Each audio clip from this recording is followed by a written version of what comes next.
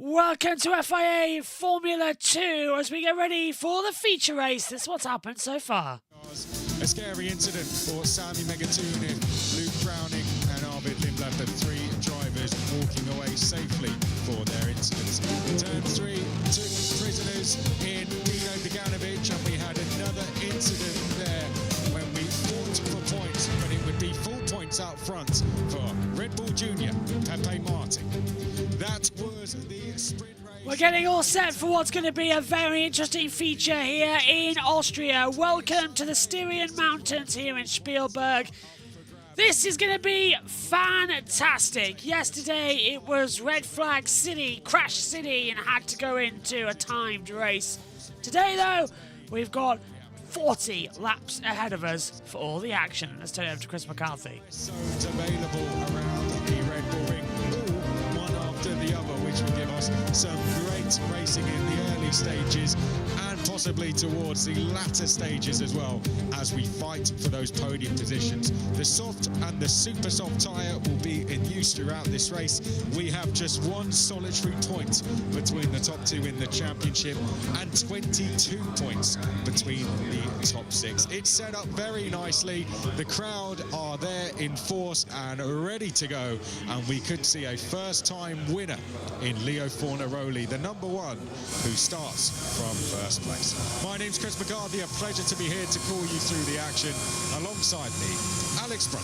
It's a duet of Formula 3 champions across the front row of the grid for this feature race in Spielberg. And what an incredibly interesting feature race we have in store. Victor Martins and Leonardo Fornaroli find their way across the front of the grid. Fornaroli, of course, the rookie. Martins with all the experience, but it was a fantastic qualifying lap from the young Italian to make his way to pole position. Richard Verschoor, when you want to talk about experience, drove a lovely race yesterday, finds his way to third place on the grid. It's a cooler morning here, track temp at 35 and air temp at a frankly chilly in comparison to the rest of the weekend, 23 degrees. So the tyre, super soft tyre, which we just saw on several of the cars, will be staying underneath them a little bit better. But first they've got to get down towards that first corner and try to maintain track position. Let's see how they line up, Chris. 20. Yeah, so here's the starting grid then. Coming in, Clan Shield starts in 22nd. Dino Beganovic is 21st. Rafael Villagomez lines up in 20th position. He's alongside Max Esterson, who starts in 19th. Kushmini, he takes up as well in 18th with Luke Browning in 17th. Ollie Goethe lines up P16 on the grid alongside Arvid Lindblad, who had a poor qualifying and sadly is down in 15th place. It's 16th on the grid though, as hopefully our timings will refresh shortly as well. Jack Crawford 14th, Sami Megatunin in 13th. Jose Maria Marti lines up in 12th position with Rita Miata lining up 11th. Into the top 10, and you can see the action starting to form, looking really strong as well as the racing continues on. The last lap. Joshua Dirksen back on the podium yesterday. He's alongside championship leader Alex Dunn. Back on the podium for the first time in over a year for Roman Stanek. Amadou Cordial looking to try and make history for Belgium and is in a good position to do so. Gabriele Mini trying to get his first feature race podium. He's alongside Richard Verschoor, who won here in 2023. Victor Martins, well, his last feature race win came at Silverstone in 2023, and he is alongside Leo Fornaroli, who's looking to get his first win in a single-seater since 2021. And that is fingers crossed, if this loads in a second, we can have our commentary team back with us as they head off on the formation lap. There we go. Hang on a minute. Failing to start a couple of things here.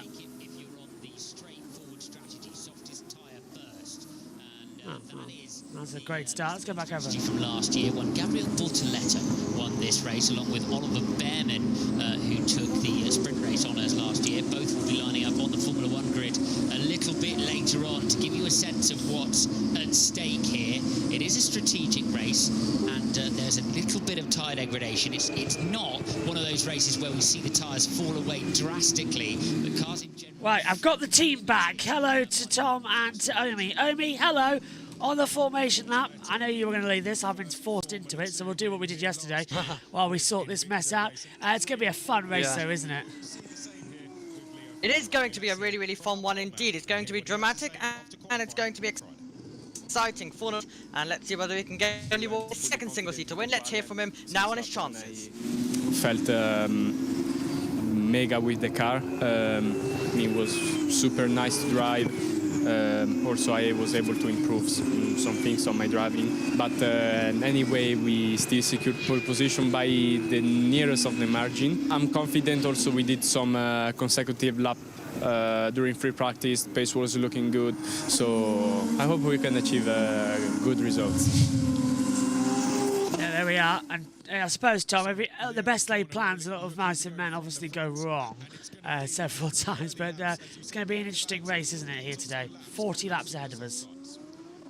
And yeah, with strategy playing its role, we've got the super soft and the soft compound being brought to this race. So it's gonna be interesting to see who's going to play the strategy to perfection and who's brave enough to go for the alternate strategy. We haven't picked up on who is doing what, but it feels to me like most of the front runners have gone for the super soft compound.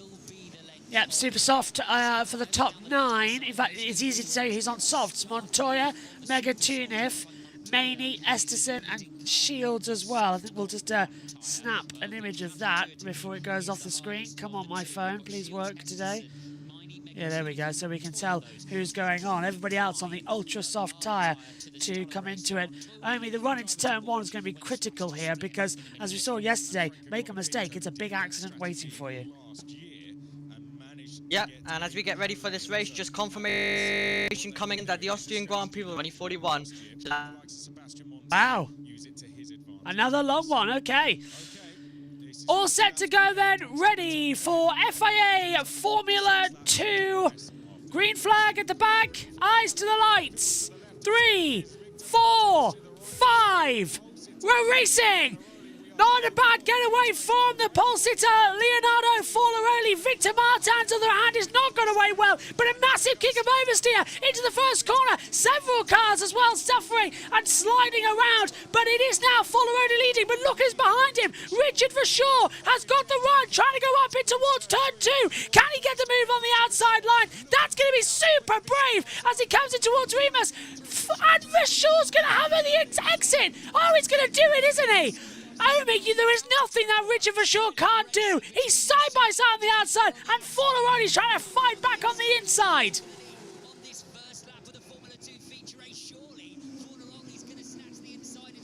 There's a lot of lag. Okay, yeah, go on. Absolutely. There is a lot of lag indeed, but it was a great defence from Forlaroli, able to stay ahead of Richard Verschoor, who's in second place, and then we got Victor Martins in third. What a start it was off the line for Mini. He went attacking on Martins, he maintained third, but Verschoor went attacking on Forlaroli, couldn't get by though. Great stuff from the reigning Formula 3 champion to stay ahead. And Tom, brilliant start as well coming into it, as now we see a couple of, oh, is that an engine blow up as well? Out of the race, blowing up is Gabriel Mini.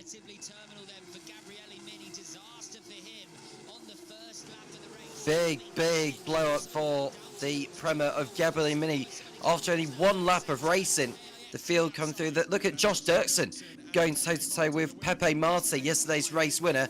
Runs out onto the curb though, does the AIX racing driver, and that will allow Dunn to get alongside and make his way through. But what an absolute disappointment that is for Gabriel Mini, into the pits and out of the race already. Still trying to go, Omi, aren't they, as well? So Mini out, Rita Miatas into the pit lane as well, so there's an issue down there.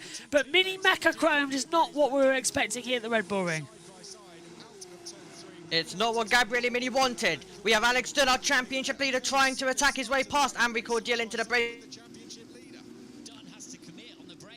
Dune gets ahead of Cordeal, and now he'll try and attack Joshua Dirksen to see whether he can try and make that move into turn 6, but Dune really going for it on the attack as he tries to make the move. Done look for the inside line, it wasn't going to be there, unfortunately. Oh, and there's Miata, we know out, but Mini's expired car is leaving smoke everywhere. How on earth is Rita Miata out of the race? Because he's even out of the car, Tom. So down 2 already, 20 left in the race, and Forlaroli leads to Vishor second. In the field coming through, no pit stops can happen, no mandatory pit stops until the end of lap 6. Joe's not put off too much, but I don't think, by the smoke coming from the pit lane of Gabriele Mini's car. Roman Stanek with a new fast lap of the race, a 1 at 20.0. But it's his teammate who is at the head of the field for the time being, but will he remain there by the end of this one? Now, for sure, who's ahead in the championship coming into this, or Dunn still ahead of for sure by a single point coming into this round, although for sure is in the lead now, isn't he, after the sprint race result yesterday, has a golden opportunity to extend his margin. Saw a car run wide on the exit. I think that might have been Dirksen who's dropped back as the field circulate their way through. There we see Montoya ahead of Dirksen, ahead of Crawford, with Browning also in the mix, and Browning takes 2 in one go, and I think Dirksen's struggling. Lost 3 places, Omi, as well, got forced out wide. That was, we saw that coming. Yep, absolutely. We did indeed, as Dirksen drops down to 14th. Position could get even worse because you've got Dino Beganovic right from the back, but it's 0.6 of a second between first and second at the moment. Stanek improved a couple of positions as well. You've got Dunn in 6, you've got Cordial in 7, Bennett went up 2 as well in 8, and then Montoya and Luke Browning, our top 10 at the moment. Interesting start as Roman Stanek, who's got the fastest lap, sets another fastest lap as well across the line, so he's really going on the attack. And next up for him is Victor Martins as we head down into turn 1. All trying to find the right positions to go through as well, actually, aren't they, as well? So that's something as they fly up in towards turn 3. Stanek with a 1:19.718, as Omi said. Last lap of the race as they go into the braking zone. Forlaroli still leading, but goes in a bit too deep. For sure, tries to look for an advantage. Not working out the way he was thinking. Sebastian Montoya gets forced off the circuit as well by Brad Benavides. Benavides back up into 8th position as they come through, and yeah, everyone just moving around. Sorry, it's Bennett, isn't it? I don't know why I'm saying Brad Benavides. It's Bennett. Yeah, I was just going to say it's John Bennett, not Brad Benavides. Oh, Montoya's struggling though, yeah, JB. well, Montoya, I thought he had a problem on the previous lap. He was losing several places. Montoya's got an issue.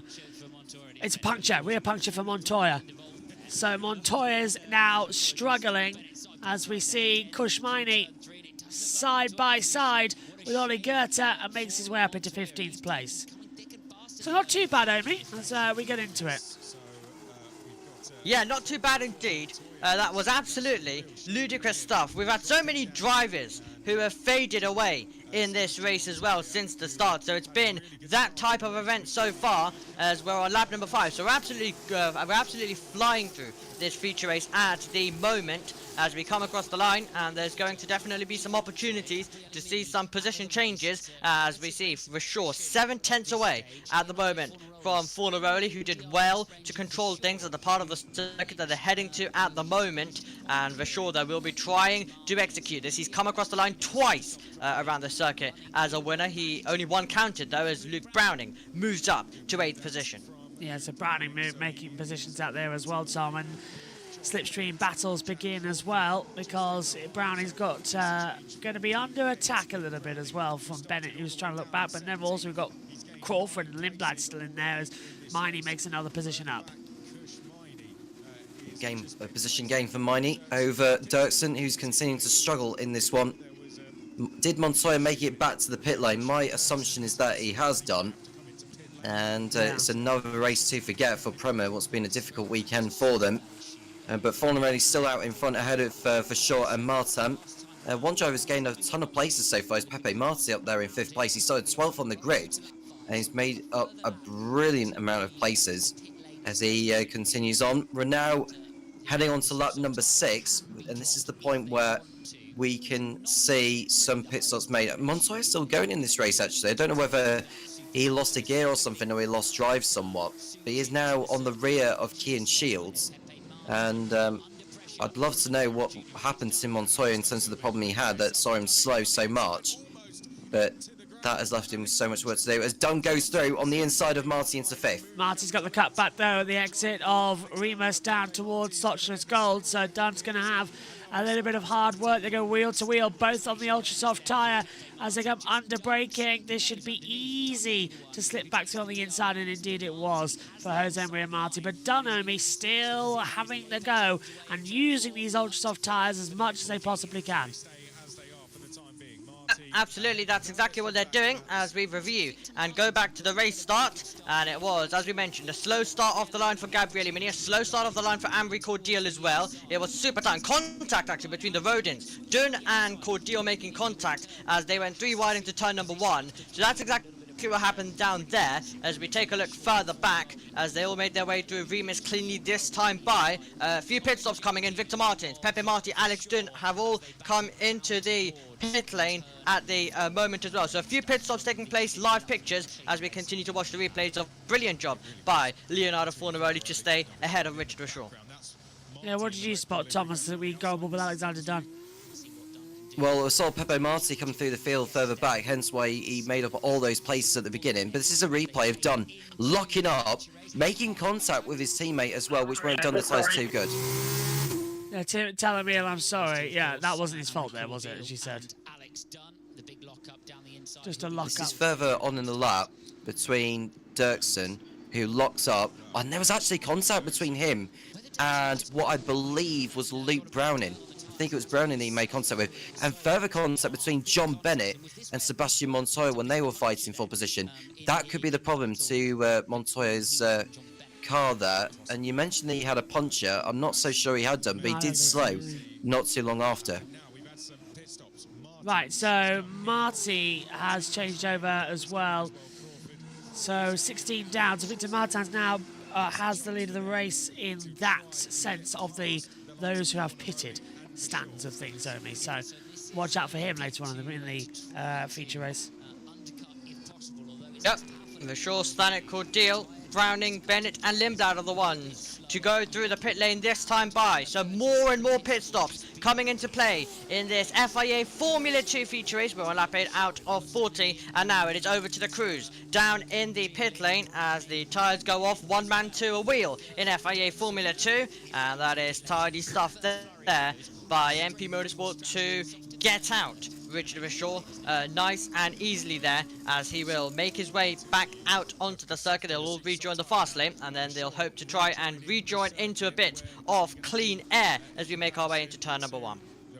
So yeah, several pit stops coming, and that's still kept Fornaroli into the lead, but it's put Megatune in second place, though, Tom. So, and Durden's Cordial has been noted for that incident at the start of the race. No, I don't think any action will be taken on that. I think that will go down as a racing incident. And we'll see Crawford go through on the Van Amersfoort Racing. Now Crawford was one of those that pitted the lap before, has gone through on the tyres are more up to temperature. Now this is going to come down to whether Fornaroli will pit in at the end of the start to cover off Richard Rashaw, or whether he's prepared to stay another. No, he's in. Fornaroli's in for his mandatory pit stop at the end of lap 8. Yep, absolutely. Into the pit lane he comes, does the Italian driver. We mentioned how he is trying to get to his first ever victory since his only one in Italian F4 a few years ago.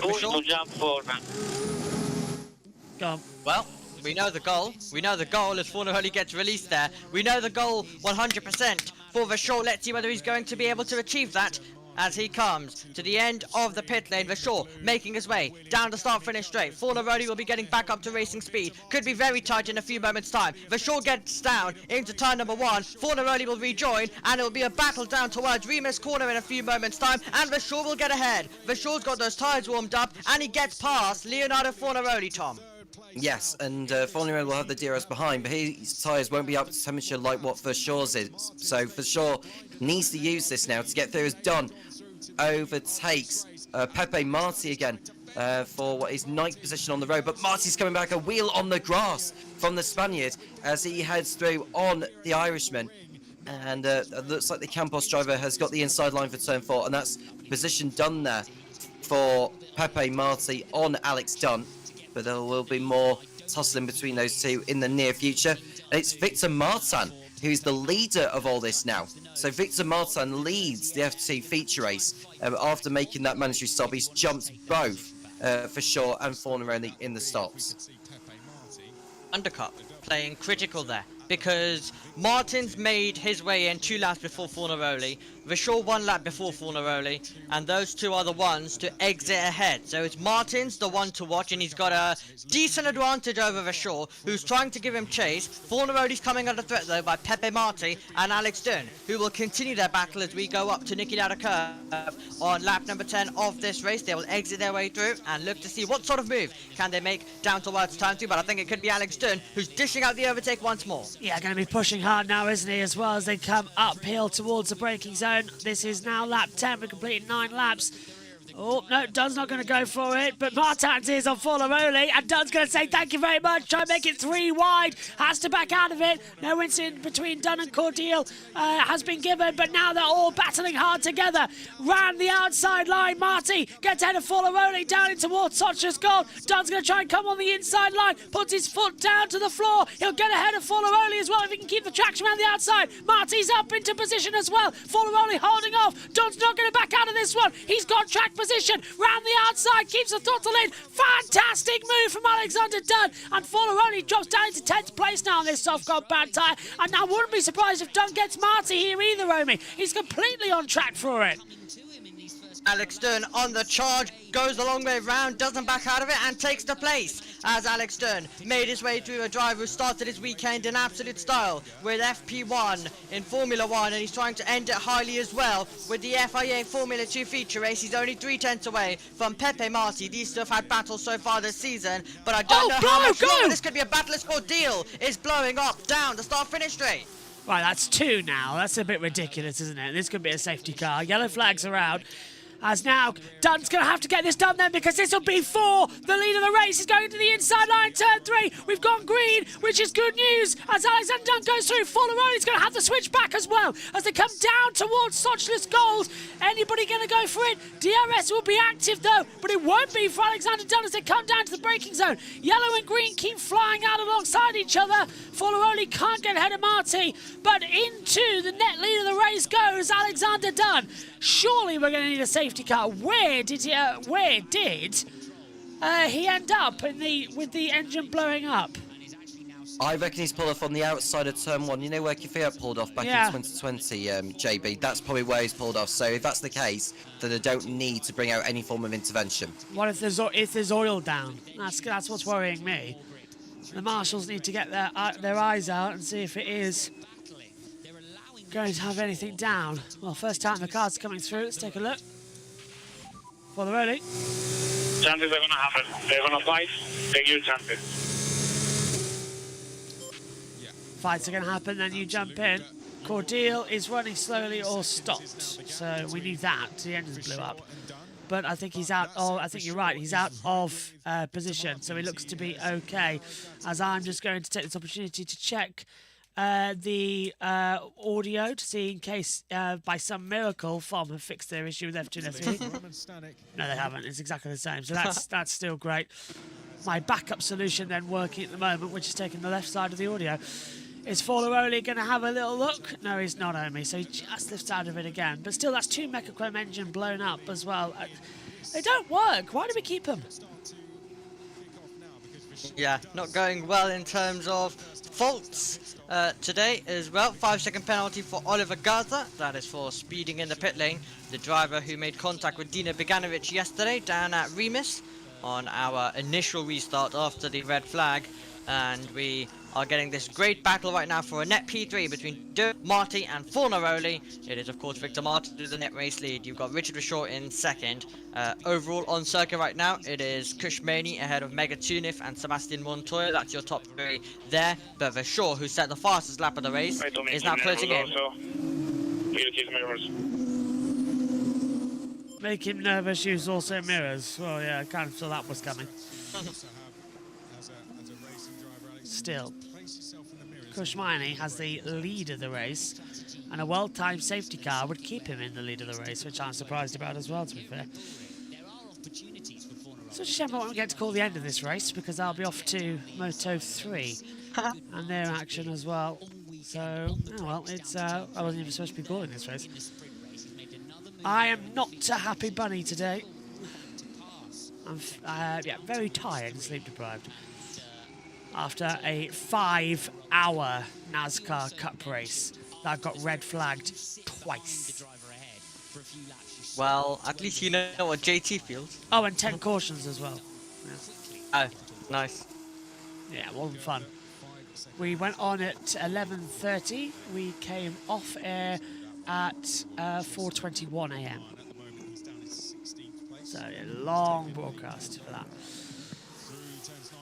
So I've had 4:30 till 7, I reckon, but I don't even think that's even sleep because I woke up at 6 as well. So Maney, Megatunif, Montoya, Eston and Shields yet to stop though, Omi, and now Forlaroli is going to have a run on the back of Jose Maria Marti, still trying to close in, reeling him in as they run up in towards turn number 3. Remus, can he go for it? No. Oh, he's going for it! Late on the brakes, and that was clever from Forlaroli actually. He lulled Marti into full sense of security, didn't he, Omi? Yep, hits the apex, but now has to defend it as well because the Red Bull Junior winner from yesterday looking to go back on the charge around the outside won't be able to do it. Can he try to take the wide line to get better traction off the corner and possibly attack down towards turn 6? That'll be our next question mark. He's having a look at least, is the Spanish driver, but there's not going to be a way through at the moment. But now he's going to be the one who is going to make Fornaroli look in the left and the right mirror as he tries to defend this position. But Fornaroli's going to try to stay with Alex Dunn as they will try close in on Rashaw and Victor Martins, who are debating our net race lead at the moment. So Dan's been given that opportunity at the front, hasn't he, Tom, as well now to just increase a little bit of a lead. And ideally, he's got the net lead, but Victor Martins in P6, he's the first of the stoppers, but he's going to be on really old tyres by the end of the race.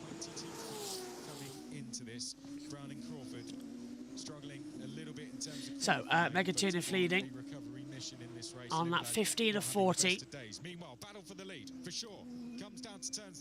Here we go. Yeah, Rashaw's taking the lead. Here we go, through on the inside line, gets ahead of Victor Martins, but Martins swings back on the inside line, and now Rashaw looks left, pulls to the right, the outside manoeuvre downhill into turn forward, Sochner's goal, should have the move done. Martins knows not to defend it. That was good there, Romy, wasn't it? Very nicely clinical there from Richard Rashaw. Net lead of the race goes to him. He knew he had the pace and he was able to pull the move. So Richard Rashaw around the circuit, which he of course won here in 2023, and we've already mentioned it so many times, but also crossed the line first here in 2022 as well, but was disqualified. He knows how to make moves, he knows how to win around this circuit, and Richard Rashaw trying to get there once again, and as it stands he's on his way to do that, but still we have more than half race distance for it to go and for it to all change. But Martins will definitely remain close and try to give him some challenge. They're still closing in, aren't they, with this one? 1 second at the front of the field, so pit stop will be critical if there's a safety car. And now Rashaw holds up against Victor Martins as well. So 15 seconds, yeah, 14, not bad, go on. Yeah, not bad, but we're going to have to see a bit of a charge come through from those drivers. Safety cars can change the race, have changed the race in the past in Formula 2 around this place as well. We've had some incredible moments as we now get to see Victor Martins arrive down into the braking zone and not be able to get through, but he'll try to stay with Rashaw with the DRS. We don't know how the tyres are going to be as well by the end of this race. Some drivers might eat into it too much, and it could mean that they could be left vulnerable at the end. So there's different games, different tactics being played by the drivers in the field as well, whether you are whichever strategy you find yourself on at the moment. But for sure, nice stuff from him, doing well with the fastest lap of the race, as well as we bring it down to turn 9 and turn number 10. Still pushing hard though, aren't they, Tom, with 17 and 40 approaching half distance in the race. And now it's again a race of 3 parts really: those who've stopped early on, and those who haven't stopped. And this is going to play into the hands of Rashaw at the moment with the way he's setting the pace. They're coming up to Kian Shields, who is going to be the first of those who hasn't stopped yet. and that's going to be a little bit tricky for those to get through who have already pitted. We see Montoya going on the inside of Semi-Mega Tunif for second position on circuit. It's going to be interesting to know how far those on the soft compound, those who haven't stopped yet, to see how far they can actually go, because they will want all of the benefit of the super soft compound. They won't want to go onto that too soon, because they will fall away so quickly, all those super softs, even on the on a lower amount of fuel which they'll have on board. But Kush Mining's ideal situation here is for a safety car. Won't want it out yet. He'll probably want it out maybe around about 3/4 race distance for him to make the switch onto the super soft compound. So I think Miney has got a chance of getting a strong result out of this if a safety car was to come out in about a dozen laps time. This is the current gap at the front. Kushmani 15 seconds to Richard Verschoor, so that is 15 seconds only covering the top 5 who haven't stopped yet. They need at least 30 for a pit stop, but they're not getting it at the moment. They aren't indeed, as Verschoor has to try clear a bit of the traffic. That is Shields, who is to the side at the moment, and now behind, because Verschoor gets by, and Victor Martins will make the move as well, as he very nearly runs off the road, but he'll surely be able to fight away by. Verschoor's actually having to defend this a little bit. He's got DRS, but he's having to just defend that a little bit. Shields will not send it back through. Martins does need to send it, though. It's important that he does. Shields runs slightly deep. Martins goes by, and that's a critical, it's a critical move. You can't afford to be stuck behind for the entire last sector, and basically then find yourself losing out to Richard Verschoor. It's important for Martins to stay inside the 1 second for the moment. Yeah, just having a look at that extension deal. So that means we're now staying in Austria for the same amount of time we're staying in Miami. That's insane that we're going from to 2041 here. And that's brilliant news, but... Yeah, brilliant. What? What the hell? That's another big commitment. It is a great circuit, but yeah, not sure it's 100% right to do it.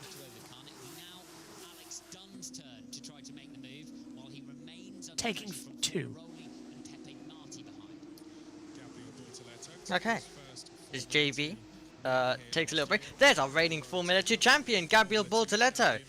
He was a winner of this exact race 1 year ago. He was a winner of the feature race. Last year was Gabriel Bortoletto. It was his first ever victory in the Formula 2 championship, and he's also impressing in Formula 1 and managed to get into Q3 for the first time yesterday. Let's see whether he can get his first points in Formula 1 later on today as well. In between that, we have the Porsche Mobil 1 Super Cup to come your way around the Red Bull Ring at the same time as it holds its 4th race and as it reaches its halfway mark of the season. It's only like it just begun, but we've already reached the halfway mark by the end of today of that category as well. And we're reaching the halfway mark of this FIA Formula 2 season as well. So it's going to be very exciting to be able to watch the remaining rounds and to see how it's going to play out with an unpredictable championship, which right now, Verschoor as it stands, would be taking the lead. Dunn, though, is trying to give chase and trying to make a battle on the circuit between the two contenders for the title.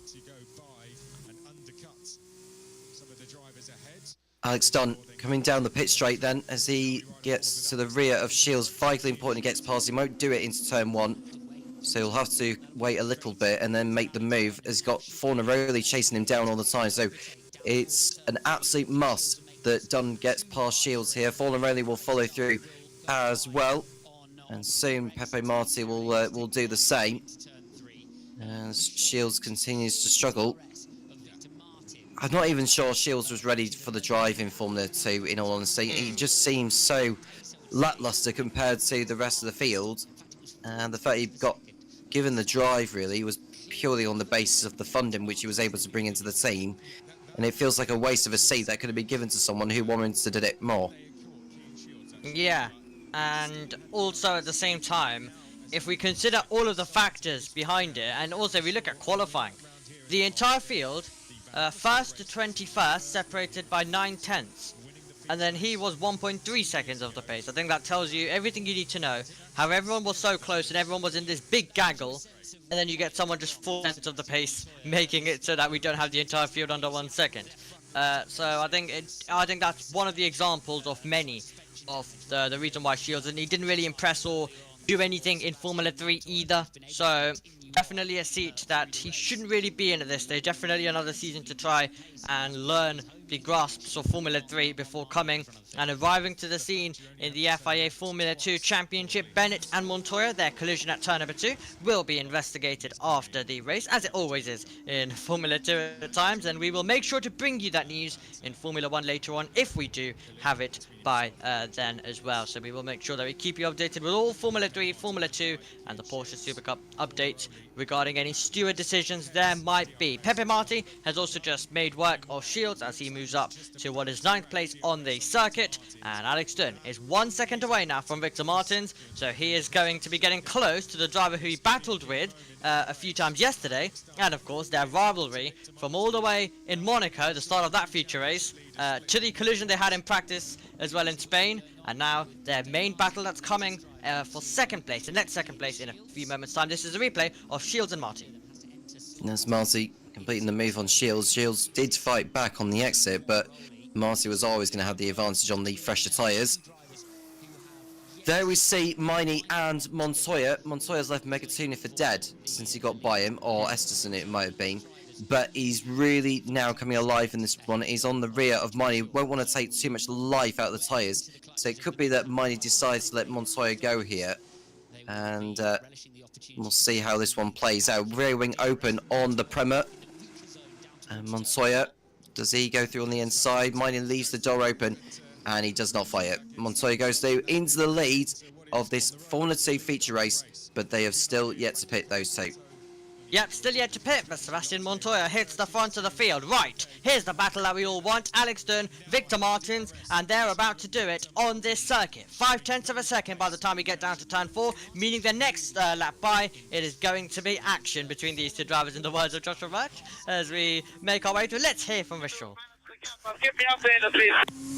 Yes, of course, I will do. I'm more worried about Dan than Pixel. I will let you know.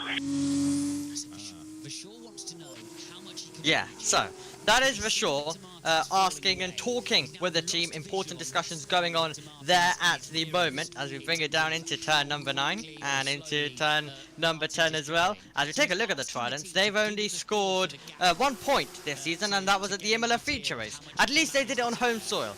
Tom, I guess that's the only positive they can take, but it's not been the season that they wanted at all. No, and Megatilian and Neston have struggled so far this season. Trident are in real need of some form right now, and we're looking at Don, who's on the rear of Martin here. He's closed down on Martin quite a bit every single lap, and he's looking to the inside, maybe into turn 3. He doesn't do it there, and he's probably too far back to do it at turn 4, but we'll see if he does actually try. Well, he's in the slipstream here, he's in attacking range, is the Irishman. Does he go for the dive bomb into there? He goes for it, does Alex Dunn. Does Martin know he's there? Contact made between the pair of them. Yeah, that was not the smartest decision there as well from Alexander Dunn. It was a very late move on the inside line, and Martins, I don't think, he didn't know he was there either, but that could have been a big accident if we're taking another look at it. It was incredibly late, Omi, on the inside line, and Martins turned in there's a slight winglet damage. Well, I mean, I think every time these two go wheel to wheel, just because of what happened in Monaco, it will always be quite something. They'll always run each other out wide. It won't be a fair scrap. We did kind of get a bit of that yesterday, to be fair, but they will always run each other to the edge. Come on, again. There you go. Noted. Okay, so this should be fun. Martin's not going to hold anything back, is he? He's going to go for it. But he's got old tyres. I don't see how he can. These tyres are older than Dunn's. Let's not forget. That's the whole point. Because he stopped, what, lap 7? So major differences between the two at the moment. Whoa. 24 of 40 to go. Remember. Yeah. Completed, that's the word I'm looking for. I wonder if they would give Dunn a penalty for that one. My only argument would be is that Martin left the door open, but I think when you stick a car up the inside like that, you've got to leave sufficient room. You can't just barge another driver out of the way and gain the position like that. Catching is one thing, passing is quite another. 25 or 40. Montoya yet to stop, so is Maney, Megatunov and Esterson. Shields too. I don't know why Clan Shields hasn't stopped. They keep running the strategy for him weekend after weekend, and they just leave him out there so long. They always don't get any points. It's weird from AAX Racing. They have nothing to do with him, to be fair. He's just there. Unfortunately, that's the only thing I can say. He's just there in that seat. Martin's closing in with DRS once more. Vishor's approaching some traffic as well at the moment. And Victor Martins gets close under braking into Remus. But he'll try and see whether there's an opportunity down towards 4. Doesn't look like it will be the case, so he'll have to sit in behind. But now Martins will use the DRS and continue to try remain close with Alexton, but that could be a battle that goes all the way down right till the end of this race as well, which is going to be quite interesting to see as Rashor tries to get past some of the traffic, and he cannot clear Esterson at turn number 6, Tom. Well, he's going to be halted by this, and this can only play into the hands of Alex Dunn, who's waiting behind, and for sure is going to be stuck behind the Trident until the pit straight at the minimum, because there's no way he's going to be able to get past Esterson at this moment in time. And Esterson's losing around like 7 seconds to, well, he's 7 seconds off Megatunov. So for sure he's got a little bit of ground actually before getting to the rear of the second Trident. So he'll go through at turn 1 this time, will the Dutchman. Esterson, that's in go. And for sure can get on with his job. Yeah, and Vishor, of course, who used to drive for that Trident team before, and he's had some great moments with them, including last year, but now he's returned back to home as well at MP Motorsport, where it all started for him in 2021. He's ending what most likely will be his last season from what comments he's made back in MP Motorsport, so a nice full circle moment there for Vishor, who's definitely had his fair share of time in Formula 2, I think it is fair to say, as we continue and make our way through as well. It's his 5th season for Vishor, as he looks to now try end it off with style and end it off with more wins. And this one's going to be special as well. A Dutch driver winning around this circuit with all of the fans in the grandstands. He's already experienced this, but will he be able to do it this time in a calmer fashion, considering in 2023 it was a last lap battle for the win. This year he's got a little bit more of a gap, but I'm sure Alexton and Victor Martins, if they've still got the tyres, they will absolutely want to play a factor all the way till the end, JB. Well, I've just had a word with my contact as well in Formula 1, and who's at Biggin Hill, and it's not their side. So whatever this issue is with the audio is coming directly from Sky Sports F1 only, not Biggin Hill. So I don't know if, Tom, you've heard anything either, but it seems like it's coming from Sky, as Alexander Dunn goes to the inside line of Esterson and makes a sweet move. That was easily done. So yeah, the issue that we're having, it seems like it's coming from Sky and their retransmission of the feed. So maybe they've not pressed a button or something rather. But yeah, it's not coming from F1 TV's side, which is really annoying because if we had F1 TV, we could sort this out incredibly easily. So yeah, come on Sky, give us F1 TV. But yeah, Big Tomatoes gets head of Esterson as well. I mean, if we had F1 TV, we would have the FX option as well. So no need to do any of that. Oh right, okay. Well. Just retire then. He's took your words personally, Omi. Can't Shields out of the race. Yeah, he's out. Wasn't too happy with that one. But yeah, I remember in I think it was last year where Sky mucked up the commentary so much that in F3 we couldn't even hear the commentators at the race start. The engines were too loud once as well. But it was fine on F1 TV and the YouTube highlights. So yeah, it was a Sky thing. So they have messed it up before in terms of stuff like that. In that case, if it is a Sky issue, I know just who to talk to. But the problem is, it's the end of the weekend when we finally got the information back. I sent that message yesterday, and it came through today. So Follow makes a move on the inside line of Esterson as well, so it makes the move stick. It's 40 minutes past the hour, which means with 10 laps to go, well 12 laps to go of the race, I must now venture off to the MotoGP World at the 100th anniversary of Assen, as Marty makes a move on Esterson, which means I'll hand over commentary to Omi and to Tom.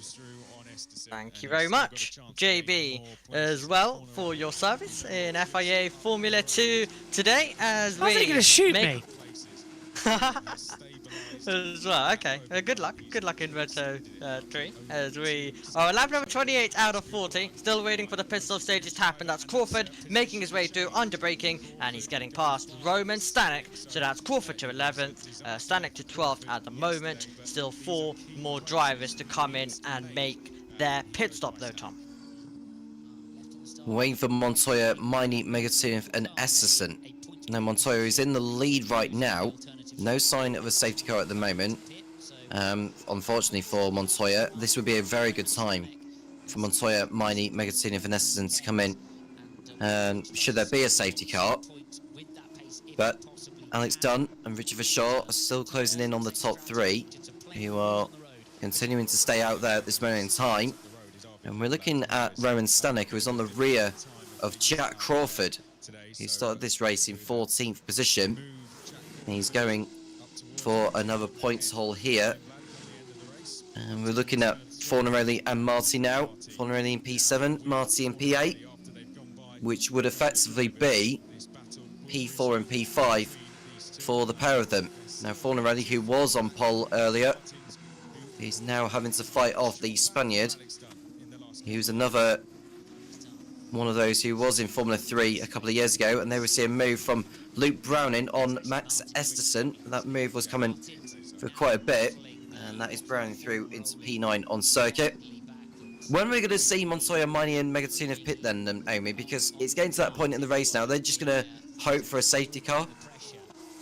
I feel like going off what we saw in 2023, there might just be gambling. And that was the gamble that Vashon was a part of, by the way, as well in 2023, the win that he got there. Megatunov comes in, so we've got our answer coming in immediately. So Megatunov picks lap number 30 as we head on to that. So that's the lap of choice for Megatunov. Montoya and Maney will continue on, but if they believe they can't get into the points or do anything special anyway, then it might just be the best option for those two to try and wait for a safety car, because Formula 2 is a series that usually can deliver something out of nowhere, so you never know how it is going to play out. And let's see where Megatunov is going to rejoin, as we're going to see Gertha, Bennett and also Arvid Lindblad go through. It's been a disappointing weekend for Arvid Lindblad as well, and of course it's been a disappointing one for Megatunov, but the most important thing coming out of yesterday was that he was okay, and that is all that matters. But yeah, still definitely shaken up after that incident that took place yesterday, but great to see him able to walk away and be back with us immediately for the feature race. Montoya and Miney remaining out there for the time being. Megatunov pitting at the end of lap 29. This is lap 30 that Montoya and Miney are on. Are either of them going to be coming into the pits to put on the super soft compounds?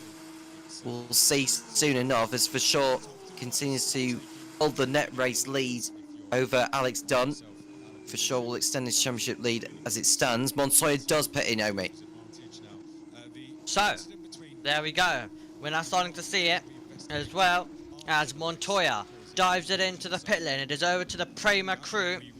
A Prema crew which will get to work and hopefully do a great job of getting Sebastian Montoya back out there. Esterson comes in as well, so it leaves Miney as the only driver still yet to make his way and come through the pit lane as well in this feature race, and it's going to be Montoya rejoining the road in 11th position, and he'll lose that 11th immediately as he's going to drop behind Gertha Bennett and Lindblad. That's what happens between tyres that are up to temperature and tyres that are still in the working window at the moment. We've got a battle going on between Leonardo Fornaroli and Pepe Marti at the moment. They're separated by 0.4 of a second, so that is for a net 4th and a net P5. You've got Luke Browning running in 7th. And then directly ahead, Fornaroli's actually closed in on Victor Martins as well. So this battle is going to be a battle that will turn into a fight for the final spot on the rostrum once Kushmani comes into the pit lane. So a fascinating race playing out right now between 3rd, 4th and 5th as we throw it down into the end of this lap as we tick off another lap in this FIA Formula 2 feature race. And Marty now picks this lap to come in, meaning Vashon takes over the overall lead as he comes across the line. 9 laps it'll be on the super soft compound for Kushmani when he comes back out. So it's Vashon, Dunn, Martin, Fornaroli, Marty, Browning, Crawford, Stanek, Beganovic and Gertha. Remember, Gertha does have that 5-second time penalty for speeding in the pit lane. which would hand the position over to Arthur Lindblad, which would be little consolation for the Brit after what's been a terrible weekend for him. He'll hope for better luck next time out for his home event at Silverstone, where he'll be in the Red Bull for free practice 1, which should be very fun indeed.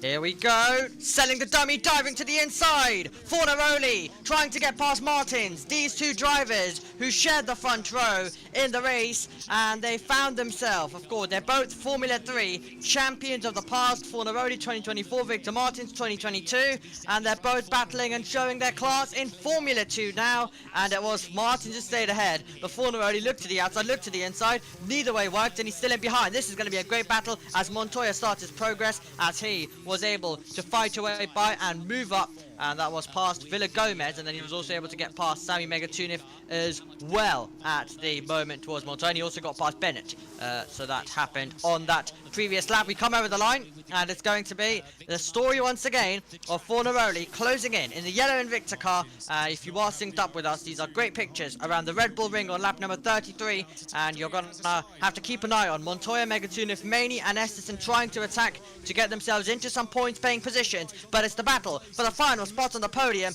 which is in doubt for Victor Martins, as Leonardo Fornaroli will arrive into Remus taking the position. But now can Martins try get the cut back, and with DRS and a lot of momentum with the toe, can he fight back now and retake the position which he was able to defend 1 lap ago? Now he's the one overtaking, now he's the one pulling to the outside line. It's a battle on the brakes, they nearly make contact to Martins and Fornaroli, and Victor Martins storms on by and retakes the place. Great battling between Martin and Fornaroli. Marty waiting behind for an opportunity of his own as he watches on. Montoya's got past Lindblad for P11. He is coming through the field like a rocket now, is Seb, and he's going to be closing on Goethe very, very shortly to move up into the points. So keep an eye on Montoya's progress as we see Marty on the rear of Fornaroli. Does Fornaroli come back at Martin, because he'll have taken life out of those soft tyres when they were heading through? And I think Montoya, going by the pace he's doing, he could well be setting a new fastest up of the race. Definitely could be, and that could be a great opportunity for him as well in a few moments time. But it is Fornaroli and Pepe Marti giving chase at the moment to Victor Martins, and that is going to be interesting to see how it is all going to play out in this race. Fornaroli closing in. He will look to the outside line on Victor Martins, late on the brakes, and they bang wheels into turn number 3. Fornaroli's out wide, and Pepe Marti stands on the power, and our race winner from yesterday will improve up to 4th position, and he'll now be the next driver to try and attack Victor Martins. On the brakes he will go all the way around the outside. Is the momentum there for Pepe Marti? It's a late lunge, but it's going to be a lunge that will not be successful, and now puts him back on the back foot. And now Fornaroli's got a chance into turn 6. He's not going to send it around the outside, and it means our order still sees Martins in 4th. It sees Pepe Marti in Victor Martins in 3rd rather, Pepe Marti in 4th, and Leonardo Fornaroli in 5th. But now they will be inviting Luke Browning into play, the driver running in 6th. Yeah, and Browning's had a really good race. Starting 17th, he's up into 6th position. It could be even more. The way he's bargained for. Montoya is on the rear of Ollie Goethe for the final point. It's inevitable he'll get past him, I think, at the turn of which the field has just gone through at turns 9 and 10. Montoya should go past Goethe with ease. He's into the points now, is Seb, with 6 starts remaining here at the Red Bull Ring. We are ticking by very, very quickly, all out of shape for Victor Martins as he made his way through turn 1, and it means that Pepe Marti is getting closer and closer and closer. Martins has to look in the mirrors once again because Pepe Marti's there. He's to the side, he's now down the inside into the braking zone. Fornaroli's going to be getting very tight as well. Can Fornaroli stand on the power? Victor Martins will maintain the position on the way out of turn 3, but now the battle goes down towards turn 4. No DRS at all for Pepe Marti as we see Fornaroli dart left, dart right, doesn't know which way to go. Marti's nearly hitting Martins, and there is contact. Martins gets forced wide. Marti hit him into the braking zone, and it's now Pepe Marti versus Leonardo Fornaroli for 3rd position down into turn 6. It's a late lunge from Pepe Marti, but Fornaroli's got the momentum to go all the way around the outside, and Leonardo Fornaroli is in 3rd position. It's Pepe Marti in 4th. Victor Martins drops to 5th, and he's trying to defend from fellow Williams Academy members. Luke Browning is directly there. Yeah, and Martin's having to go defensive. He'll be livid with the contact he had with Fornaroli, but we'll get a replay of that when we look back on it in a moment. And yeah, he'll be absolutely furious with himself. And now Luke Browning feels that he should be letting go by Martin. They're not on the same team, these two. Martin is racing for ART, Browning is racing for High Tech. Sebastian Montoya is on the rear of Dino Beganovic for position. He's within DRS range, so he'll get the DRS open behind as Browning goes through on Martin for 5th place. What can Martin do in response? Well, I can tell you that Marty has got the rear wing open behind Leo Fornaroli, coming down the back straight before getting to the Schlossgold corner. And will the stewards decide to intervene with that? Because that's not the first incident that they have noted between Fornaroli and Martin. We do have a yellow flag on circuit. What has happened there? Well, it's gone away now. It's gone green. This is Martin then, being overtaken by Martin to begin with, and we're just seeing as they go up the hill here. Marty, we're going to see go to the left of Martin to begin with. But it's actually Martin that runs into Martin, isn't it? Sorry, my apologies. I was looking at the wrong driver. But yeah, that's not the first incident. Not happy. As you can understand, you heard that in the background a little bit as well at the moment. That has been noted. The yellow flags, I believe, were for Sammy Megatunif momentarily, but I think everything is okay at the moment because we were able to go back to green flags fairly quickly as well. So that is the good thing coming into play. But it was so tight between Pepe Marti there, along with Leonardo Fornaroli, and Marti will try stay close to see whether there's a chance. And this was the contact as Maney sent it up the inside, and Megatunif was he left spinning round. It was only momentarily the yellow, so he was just off the road. So he was able to continue on, but he was off the road momentarily. That's what caused the yellow flags for a second, as Kush Maney has had to come into the pit lane as well now. He'll have picked up some form of damage. Yeah, it's a front wing replacement for Kush Maney. It's not been a good weekend really for Kush, unfortunately. Alex Dunn 1.8 seconds off Richard Forshaw. He's on course for his second feature race win at this circuit. He really does love this place, doesn't he? Richard Forshaw. Fornaroli in 3rd position, but will he keep 3rd place once all the incidents and investigations have been completed? We'll see soon enough. Montoya is still continuing to close in on Stanek for position. He's in 9th place now, is Sebastian Montoya. He's got the point for the fastest lap to go with it. How much more can he go further from where he is at? There's only 3 laps to go, so he hasn't got long left. Hasn't got long. Browning may be ahead of Martins, but you've got Crawford in there, and this is going to be a massive battle. In a few moments' time, this is for P5 in the Formula 2 feature race. Jack Crawford pulls to the outside line as he goes close to the MotoGP layout, basically. And you've got Browning defending. We're going to go 3 wide into the braking zone. Crawford trying to send it around the outside. He watches the 2 Williams Juniors get out of shape. And now he stands on the power, surely about to maybe make a double overtake. He's on the grass momentarily. He's got past Luke Browning, and now he's going to try and also do Victor Martins into the braking zone. So Martins is up to 5th position. Crawford moves up to 6th, and it's going to be possibly in a few moments Browning retaking some of the places that he's lost. Let's see whether we can go the long way around on Crawford. We've not seen many drivers be able to do that today, and that will still be the case as Crawford is going to stay ahead. So Crawford in 6th. This is turning into an absolutely fantastic fight between these 3 drivers, and they'll hopefully entertain us all the way to the end, as Montoya will be arriving on the scene soon because he's up to 8th and he's only 1.7 seconds off this battle. 10-second time penalty for Pepe Marti for causing the collision with Victor Martin. That's going to have huge ramifications to the race result, and as it stands, he's going to potentially drop down to the bottom end of the points, isn't he? He'll be furious. He will be furious indeed, meaning that this battle that we're watching is for now a net 4th place, with Pepe Marti's penalty that will come in, so it's more points, it's more of importance, this position, as Crawford flies by on Victor Martins, who cannot fight it, as he will try and do that though in a few meters time when we exit through turn 3 and we make our way down towards turn 4. Fantastic battling between these 2 and these 3 drivers, as well as Luke Browning gets closer and closer and closer. Can he send it on Victor Martins into the braking zone. Martins will stay on the inside. Browning will try to go around the outside, but he will run super deep, and that will be super tight. But now they have to be careful because Montoya is there. He's got his tyres warmed up, and it could be absolutely chaos here on this last lap. It really could.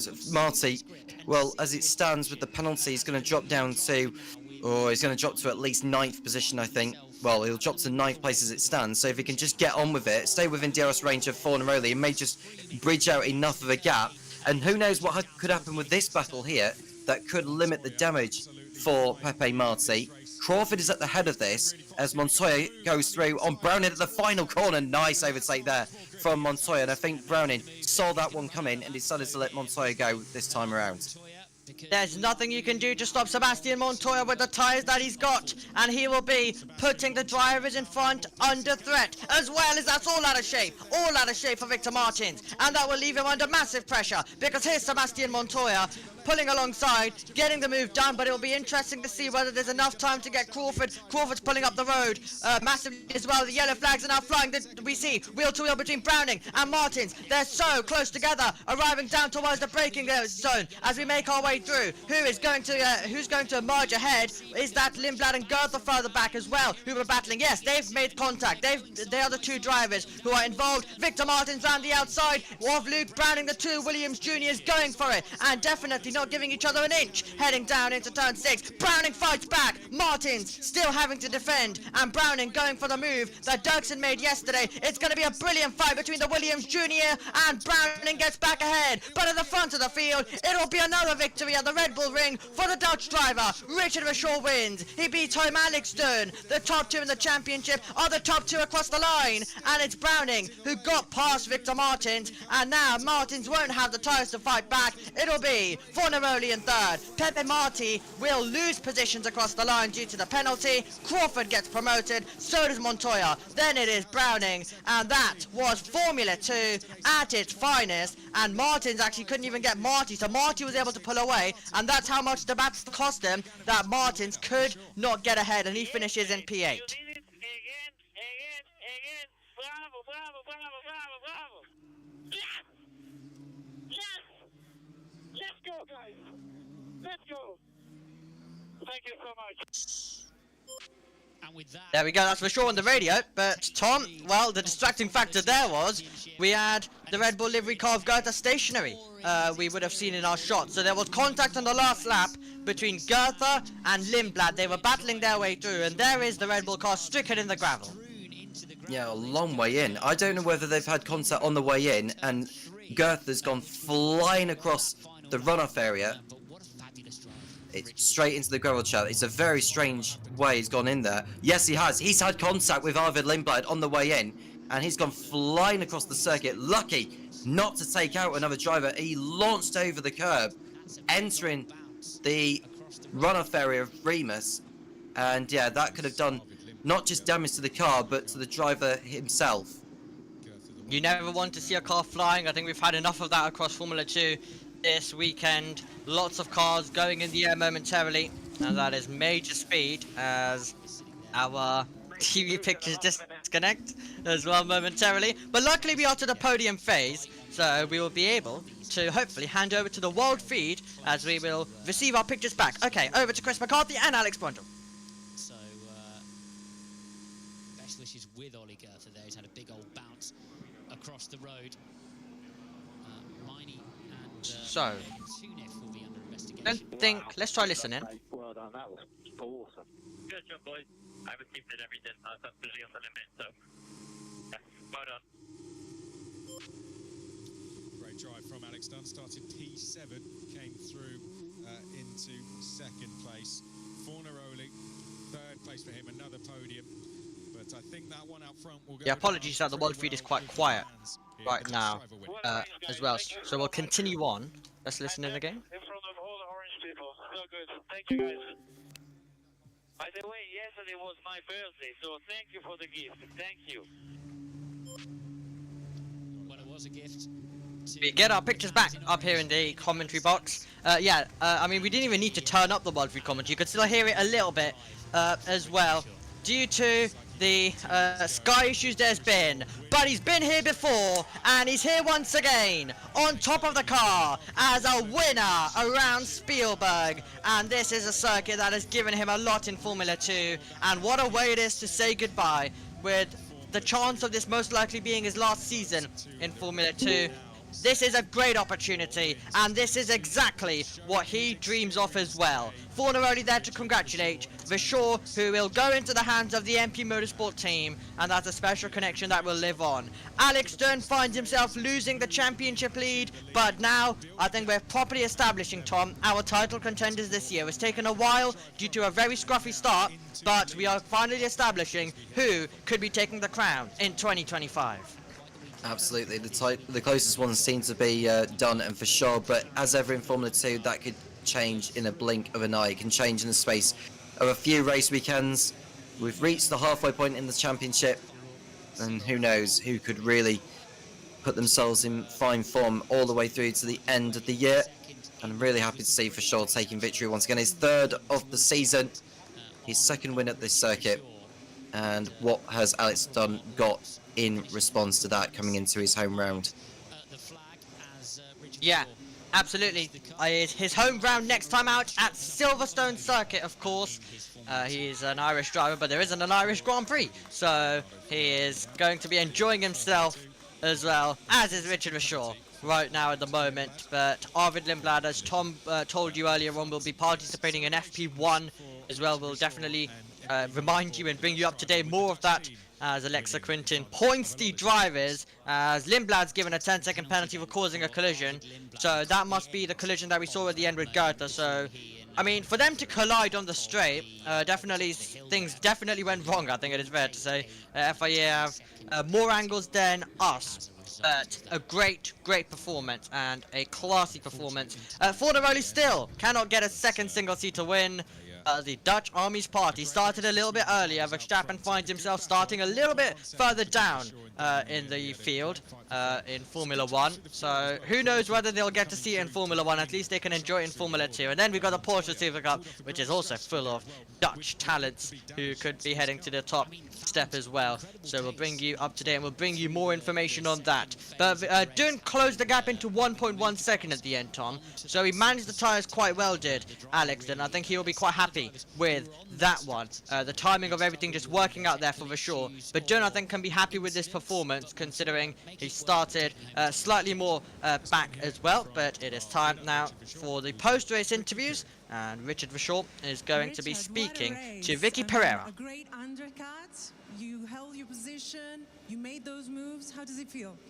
It feels very good, I have to say, in front of all the people in orange dress. It's very nice to see. And once again, I have to say the team just gave me a good car. And then I think I did a great job as well during the race by staying consistent. Alex gave me a hard time today. It was a full push towards the end. But yeah, good strategy, good start, good pace, all we needed. He definitely put pressure on you, especially the last 10 laps, but you seemed totally in control. Yeah, I felt like I was, but as soon as I started to push more, my tires were overheating quite a bit, but I saw that he had the same. So I was quite comfortable, but still, it was tough. You're leading the championship now. What's next? More wins, I hope. If we can continue like this, working together as a team, improving the car where we need to. Yeah, I'm just very proud of them, mainly. So big thanks to MP Motorsport. Thank you, Richard. Yep, thank you very much indeed down there, as we watch Vachon and a replay of him weaving to victory, and he was seeing the papaya getting closer and closer, but he's won in a different circumstance this time around. Not high pressure, under pressure from a Red Bull Junior directly in behind, giving you chase till the last corner. But instead, a domination once he took that lead, and that was critical. And Richard Vachon, deserving winner. Right, cool down room time. Alex Dunn is there, so is Leonardo Fornaroli, and they'll be joined by our race winner, Richard Vachon, in a few moments.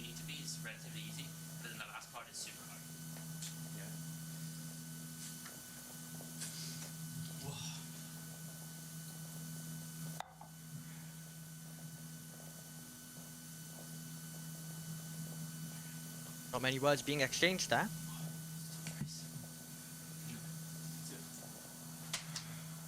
Here comes Rashul. In the end, your rears overheated as well.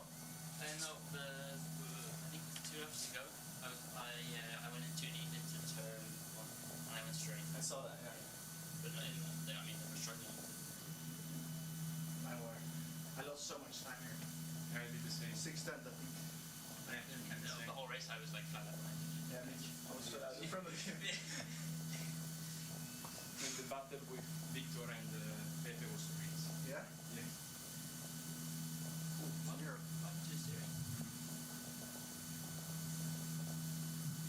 Victor had a crazy day. Yeah, he was struggling. Also yesterday. The undercut was strong. Yeah. Because you gained so much time pitting earlier. Yeah, again. And it's really when the outlap, the tires were okay.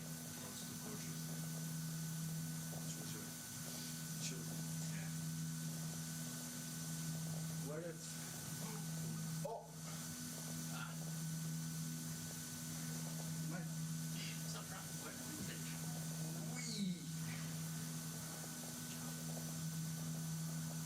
Where did he finish?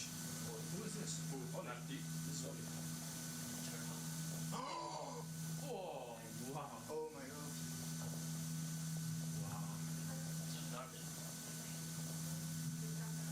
Oh, we had a big gap. Yeah, because 10 seconds. Really? yeah, because we fight like crazy. Oh yeah. It was a good first lap. Well, at least we got some reactions. At least we got some talks by the drivers. That was Richard Rashul, Alex Dunn and Leonardo Fornaroli, our top 3, and our deserving top 3 as well. Just looking through and looking at the comments that we had in the chat as well. We had, of course, the announcement, as we mentioned, coming about the Austrian Grand Prix extending their contract till 2041. Marty gained loads of places, absolutely. Prama's night rep, yep, it began just after 3 laps. And just saying 10 cautions. Yeah, that was the NASCAR race yesterday. In terms of the 10 cautions that comment is related with. Okay, right, let's welcome our drivers onto the podium. With their name illuminated across it, it is Invictus, Leonardo Fornaroli back there again, putting on another consistent season, because he's back in the top 3. Alex Dunn with a needed 2nd place, and he will have days where he's finishing as runner-up, and it's just important to accept that sometimes and not overdo it, not over-push the tyres. And I think today he definitely showed that, because he had the pace at the end, his tyres were better than Rashul, so he was able to attack his way through, and he definitely didn't burn them. That's the critical thing. He's in 2nd, but Richard Rashul, once again around the Red Bull Ring, is the king. Let's get the national anthem of the Netherlands.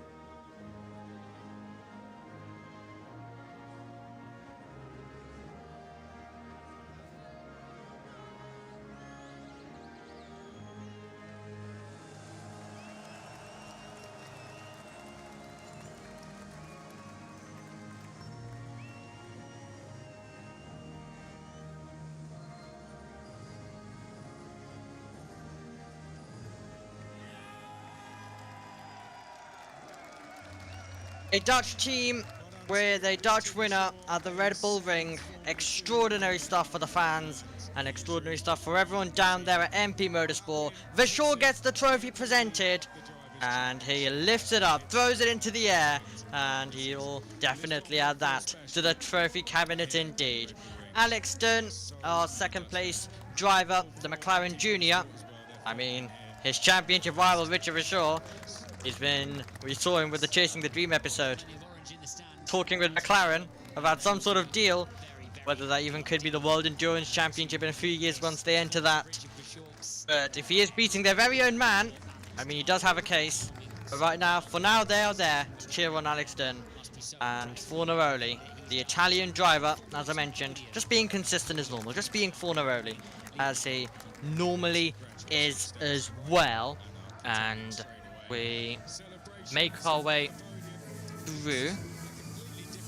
So, the celebrations kick off on the podium, then the drivers can celebrate after an extraordinary but chaotic weekend of Formula 2 action here at the Red Bull Ring. Austria has delivered once again, and it's a good thing that we'll be staying here till 2041 for Formula 1, and I'm sure Formula 2 will be joining in for the ride as it does every single year, whether it's Formula 2 or even before that with GP2.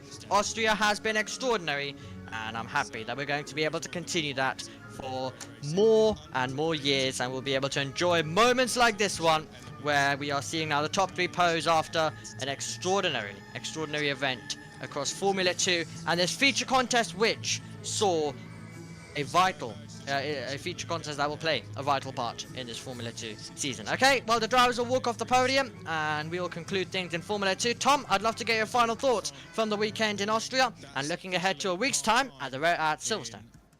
Yes, absolutely. Well, Richard Verscholl will be a very, very happy man heading to a circuit that he knows too well with all of his experience at. And a rundown on the feature race result: Richard Verscholl is the winner ahead of Alex Dunn. Then it's Leo Fallon running in 3rd place, Jack Crawford 4th, Sebastian Montoya 5th, Luke Brown in 6th, Pepe Marti down to 7th with his time penalty for causing the collision with Victor Martin, who was 8th. Roman Stanek was 9th in the Invicta, and running out the top 10 was Dino Bogdanovic. Montoya also set the fastest lap and gets an extra championship point to go with that. We've come away for the race result, and in terms of my thoughts, happy for sure, happy for Dunn. I know he's lost the championship lead, but it's still a brilliant result he's picked out from, picked up from this race. And he'll be going to Silverstone with high spirits, knowing that he could well get the championship lead back. And just to inform you, I believe Arvid Lindblad picked up a 10-second time penalty for the collision with Ollie Goethe, and there's a chance he may pick up some penalty points for that. Yeah, absolutely. Now, before we go off air, I just need to quickly update you. We've had something go wrong at Austria. I think something's fallen over. I'm just going to quickly show you off my laptop. Something's fallen over. They're having to recover it. I don't know whether that will lead to a delay in the Porsche Supercar. We will keep you updated on that. That is next up, but from Formula 2, we thank you for joining us, and we will be back in a week's time at the Silverstone circuit as we will kick off the second half of the season. We'll see you then. Goodbye.